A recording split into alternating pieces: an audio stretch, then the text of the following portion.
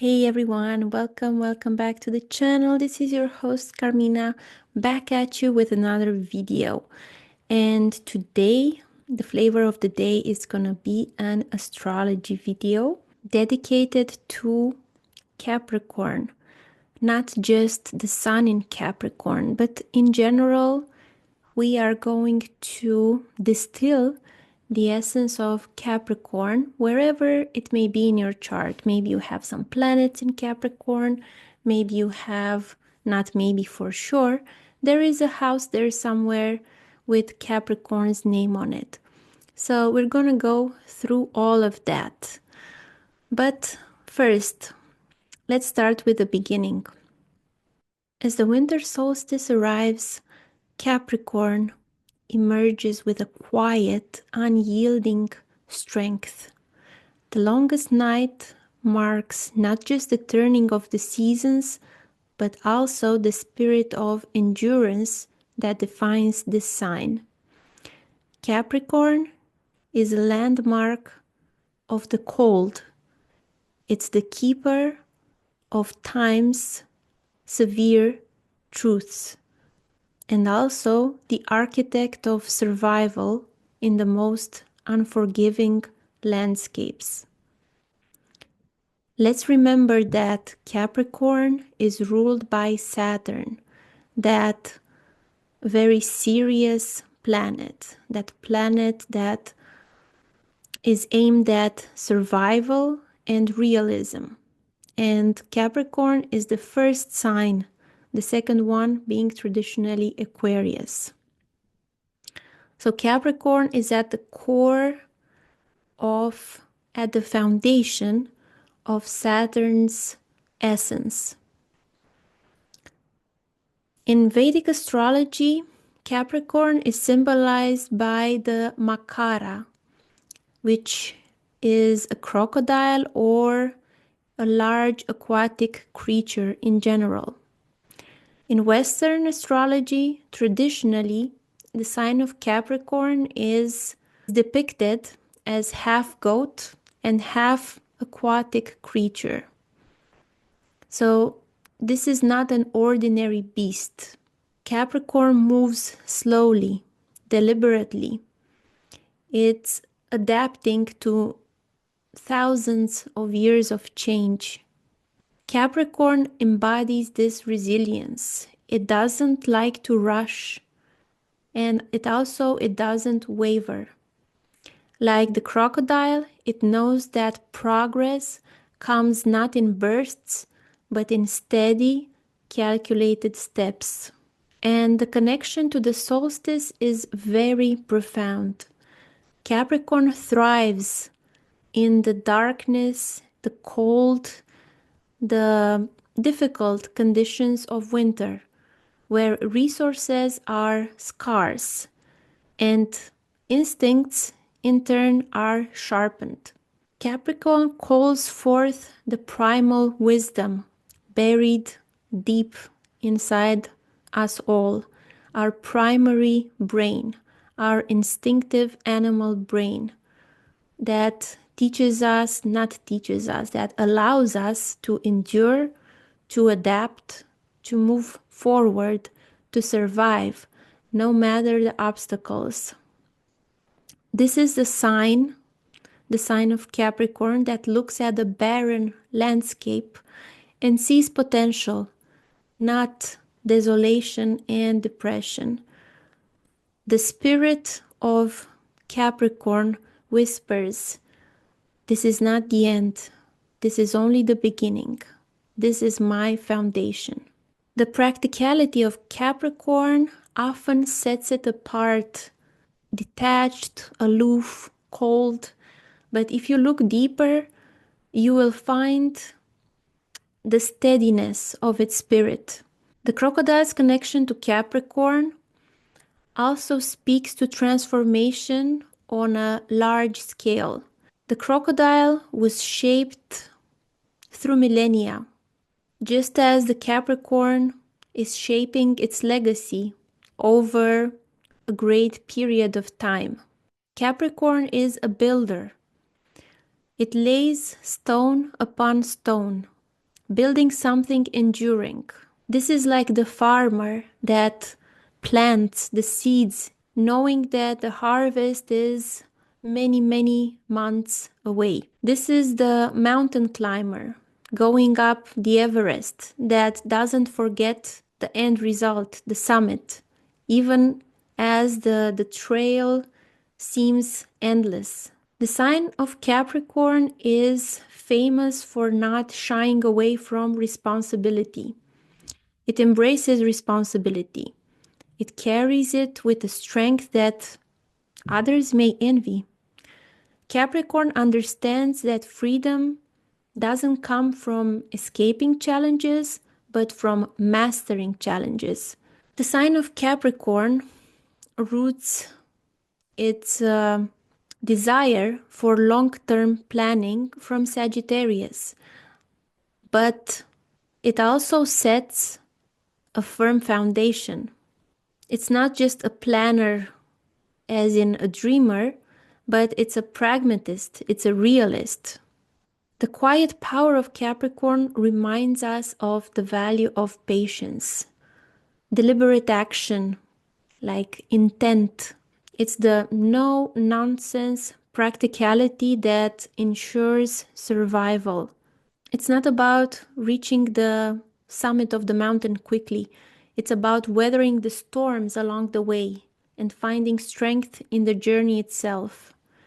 It's the crocodile in the river of time, ancient and steady, bearing witness to the slow unfolding of life.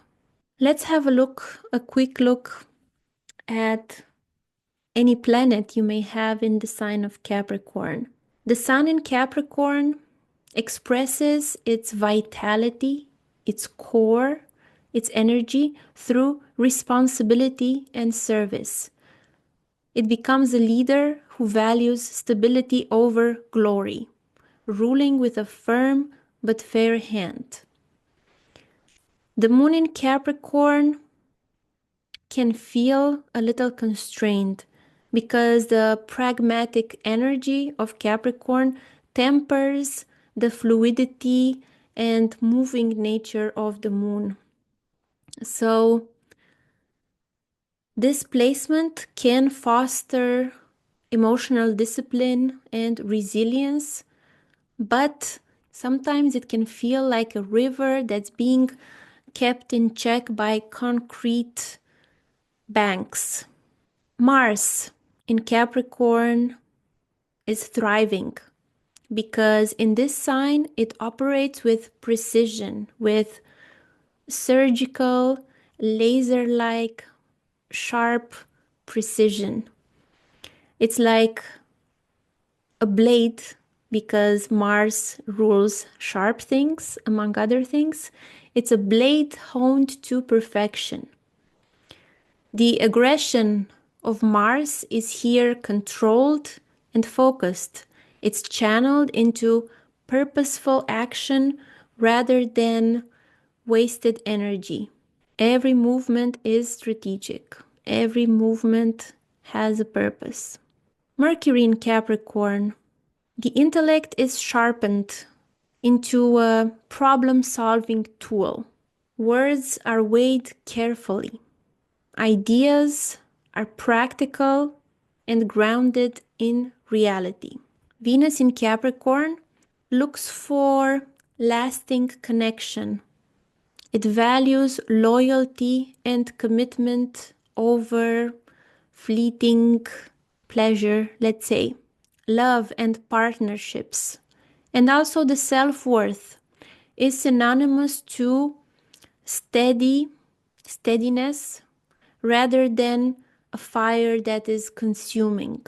Like the steadiness of building a solid house rather than a consuming fire of passion. Jupiter in Capricorn, this is commonly known as the debilitation sign of Jupiter. And why is that? Why is Jupiter? I would not say necessarily the word debilitation. I would only use that in horary charts. I would not use that in natal charts. I would not speak about debilitation because natal charts are so complex. Maybe Jupiter is in Capricorn in your Rashi or your main chart, but in the ninth divisional chart, maybe it's in Cancer, exalted. So I would not instill these words into people's heads because it doesn't help with anything. I would just say that Jupiter in Capricorn has a different expression than in another sign. The best way to describe it is through the phrase curb your enthusiasm. Jupiter is a very expansive, enthusiastic planet. And in Capricorn, its joy for life and its abundant and generous nature becomes tempered through the weight of realism and also the weight of a structure, because Capricorn has to do with structure. I think I said this before in one of my videos, but Jupiter in Capricorn is like the spirituality being constrained or being structured into religion, any religion, because then the spirituality gets all these rules and all these hierarchies and all these things that maybe Jupiter naturally would not express itself through. Jupiter in Capricorn learns to grow through this structured effort, through measured optimism. Through adversity, it can show some hidden strengths. So Jupiter in Capricorn needs a little pushback, a little adversity for its nature to shine through. Then we get to Saturn, the ruler of Capricorn. Saturn feels at home here. It is at home. It's Saturn's first sign, and it's the epitome of the virtues of this sign: hard work, endurance, structure, realism, rigidity, survival, mastery over time. When you have Saturn in Capricorn, you are amplifying the ability to build legacies that endure for generations. That's why Capricorn is also related to big corporations and big institutions. Now, let's look at Capricorn through the 12 houses. So the flavor of Capricorn can impact each of the 12 astrological houses differently. It infuses them with a disciplined, practical, and survival-focused energy. The first house has to do with the self and the body's path in the world. So when you have a Capricorn rising, when you have a Capricorn ascendant, you present yourself to the world as an individual who is responsible, disciplined, pragmatic. You have a structured approach to life, and oftentimes you have a serious demeanor, like you look like a serious person. If you have Capricorn as a second house, then material security becomes super extremely important in your life. You are very cautious and strategic in financial matters. You are a person that likes to build wealth slowly but steadily. The second house also has to do with speech. So the speech can be measured and it can reflect the no nonsense energy of this sign. If you have Capricorn in the third house of communication and siblings, so if you're a Scorpio rising like me, then the third sign from your rising is Capricorn, because I personally look at whole sign houses. So if you have Capricorn there, this will add structure to communication. You will choose your words carefully. and also have an emphasis on practicality.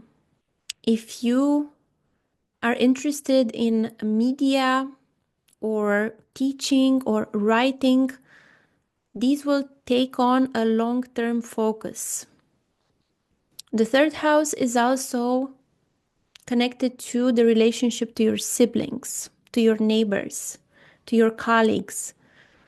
So having the third house in Capricorn shows that the relationship with these people can be dutiful, but also reserved. If you have Capricorn in the fourth house, this is connected to home, roots, peace of mind, peace of heart. So this creates a sense of responsibility towards your home and your family.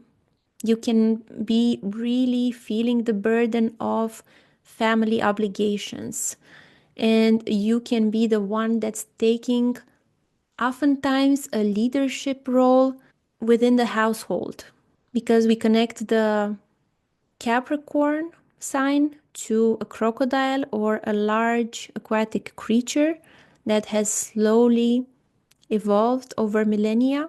There is this connection to longevity. So there is a deep respect for tradition and ancestral wisdom. Also, peace of mind can be achieved through discipline. In the fifth house of creativity and children, which are the most commonly known keywords for this house, Capricorn tempers the creativity with discipline. If you have artistic pursuits, they may lean toward structured forms like architecture or design. Or in any way you are being artistic, it will be in one way or the other looking for a structure, an established structure. Relationships with children are approached with responsibility, with an emphasis on education and practical long-term planning. If you have Capricorn in the sixth house of work and health, this is very good because it brings a lot of diligence and a strong work ethic to even the smallest daily routines. You will excel in structured environments and you will enjoy disciplined health regimens like a gym or a diet. You like to be structured in that way.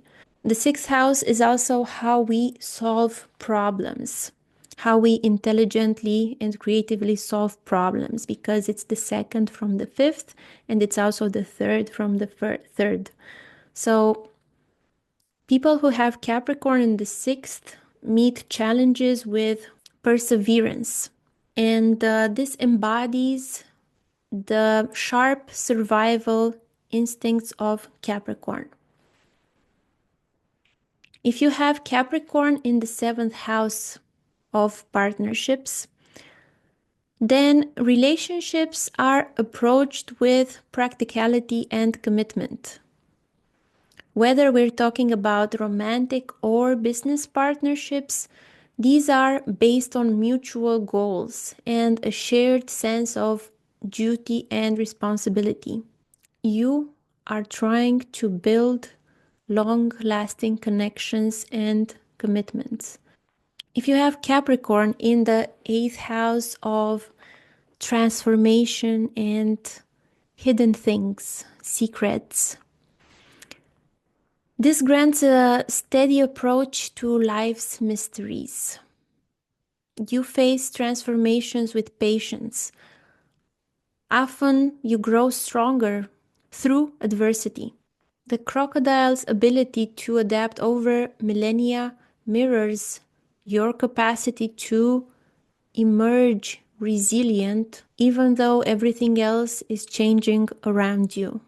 If you have Capricorn in the ninth house of inspired travel, philosophy, traditions, higher education, then Capricorn grounds ideals into reality. You will be drawn to structured systems of belief, and you will pursue either higher education or travel for practical purposes. And the wisdom of the ninth house will come from experience rather than some abstract theorizing. So again, a no-nonsense approach. If you have Capricorn in the 10th house, this is its natural domain because Capricorn is the natural 10th sign. Beginning with Aries, the first sign, Capricorn would be the 10th sign. So it feels right at home in the 10th house. Capricorn has a knack for building status. And in the 10th house, in Capricorn, ambition and hard work will culminate in lasting achievements. If you have Capricorn here, you will build your career methodically, oftentimes earning respect for your dedication and work ethic. The 11th house has to do with community, friend groups, and also goals and concrete achievements from your career. So Capricorn, if you have it in the 11th house, you will approach friendships and networks with a sense of purpose. You will choose your social circles very carefully, and that will align with your long-term goals. Your ambitions, your aspirations will be pursued through patience and also through crafting and building strategic alliances. And then we get to the 12th house of spirituality, the 12th house of isolation, the 12th house of foreign places, of working in a laboratory or being in a hospital, a prison, or an ashram. When Capricorn is in your 12th house, then spirituality takes a very grounded and practical form. You will seek solitude to reflect and recharge. You will find strength in discipline and inner resilience. The 12th house is a water house. It's connected to the sign of Pisces. So Capricorn, being connected to a large aquatic creature, symbolizes the ability to navigate the unsteady waters of emotional depth with a lot of patience and resilience. So, as you can see, Capricorn brings the wisdom of time, of endurance to every house it may inhabit. Like the Makara, the crocodile, its influence is slow and deliberate, prioritizing survival and legacy over some fleeting gain. Wherever it may be, Capricorn ensures that the foundation is solid. It teaches us that life is not only about reaching the destination, but also about building something that stands the test of time. Hey everyone, this is Carmina from the future. I just wanted to mention that this video was recorded on January 8th, which was 10 days ago. And while I was editing it on January 9, I received the news that my maternal grandmother passed away. And I wanted to mention this because she embodied a lot of the strong characteristics of Capricorn. She was very resilient.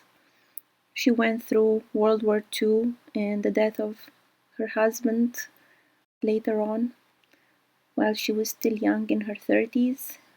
And she was very disciplined, she was very hardworking, correct, strong work ethic, and all these embody strong Capricorn traits. She was the last one to survive in her family. Out of all her siblings, there were 5 siblings, and she got to live up to 91 years old. So Yes, her funeral took place on a frosty January day. It was sunny but very cold and frosty, and she was buried in a concrete grave. So all these things reminded me of Capricorn, and it was an omen for also recording this video. So I'm going to leave you here with the advice to respect your elders while you have them. Goodbye.